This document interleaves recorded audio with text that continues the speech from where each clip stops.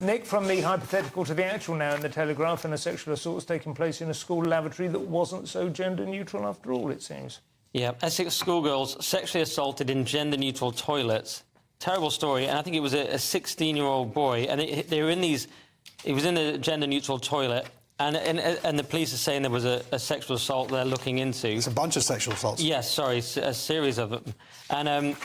And there was no guidance. The guidance wasn't clear on mixed-sex toilets. There's been no impact assessment on the provision of gender-neutral lavatories. It doesn't have a written policy at the school. This is the problem when you have these kind of.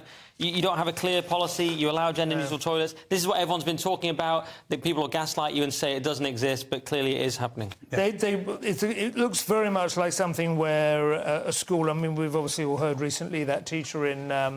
On the cat thing, with whether or not anyone was identified as a cat, there was certainly a teacher who was speaking with an extraordinary amount of vitriol and hatred towards these sort of kids who weren't in the programme.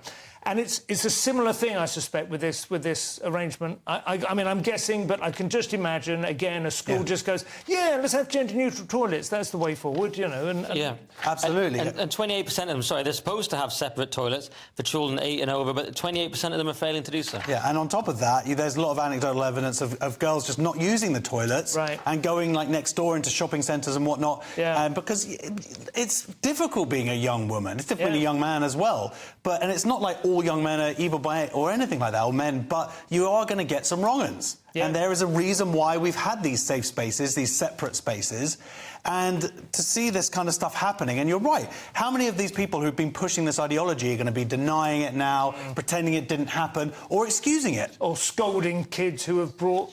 How dare you bring it up? I don't like it, yeah.